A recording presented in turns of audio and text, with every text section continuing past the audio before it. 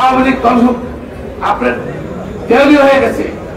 এখন তার স্কুলের প্রিন্সিপাল করছে, এখন এটা আওয়ামী স্কুল হয়ে গেছে। স্কুলটা কি? এটা হিন্দু মৌলবাদী সংগঠন। আমাদের প্রিয় ভাইকে সুপ্রিম কোর্ট বারের সদস্য তাকে নৃশংসভাবে হত্যা করা হয়েছে। হত্যা করেছে স্কুলের সদস্যরা। স্কুলটা কি? এটা হিন্দু মৌলবাদী সংগঠন। বাংলাদেশে মৌলবাদের কোন স্থান নাই। অনবিলম্বে সরকারের দাবি জানাচ্ছি, ইসকনকে বাংলাদেশে নিষিদ্ধ ঘোষণা করা হোক সরকারি ভাবে। মনে রাখতে হবে ইসকনটা কি? আগে ছিল ইসকন হিন্দুদের একটা মৌলবাদী সংগঠন, এখন এটা আওয়ামী স্কুল হয়ে গেছে। স্কুল হতে থেকে 5 জন 7 জন 10 জন পিছনে আওয়ামী লীগের লোক স্কুলে যায়। আপনারা যদি হিন্দুদের সঙ্গে যদি চেক করেন আর কি হাসপাতালে গিয়ে মুসলমান দেবেন, আওয়ামী মুসলমান দেবেন নাকি?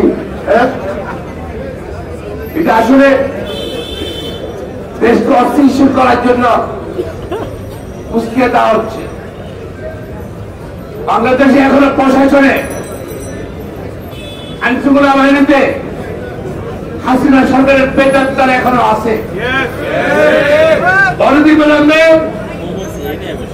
তাদেরকে প্রশাসন থেকে বের করে দিতে হবে। প্রশাসন থেকে, পুলিশ ডিপার্টমেন্ট থেকে, র্যাব থেকে, সেনাবাহিনী থেকে, ওই আওয়ামী সরকারের শেখ হাসিনা সরকারের তারা পদ করত, তাদেরকে বের করলে বাংলাদেশে অস্থিতিশীল পরিস্থিতি থাকবে।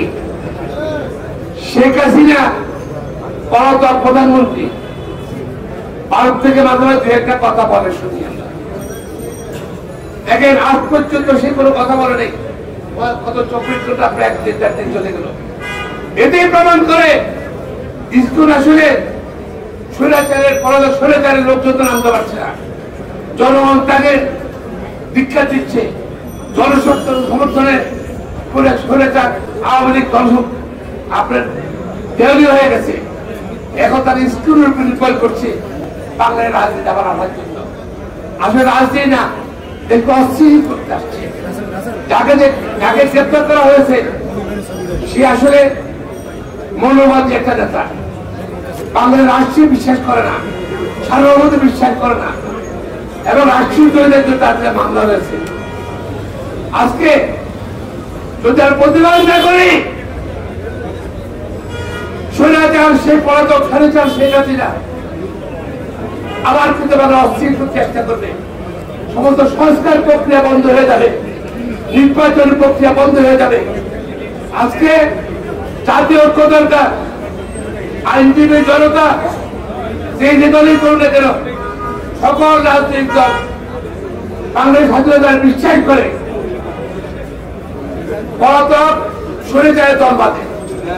তারা তো দেখেন বিপদে পড়লেই সাহায্যের টাকা দরকার, পার্শ্ববর্তী রাষ্ট্র সরকার বাংলাদেশ বিশেষ করে জেলা সন্দেহ। এখন আজকে ঐক্যবদ্ধ করতে হবে, প্রতিরোধ করতে হবে। আর আইনজীবীরা আমরা সারা দেশে অত করতে হবে।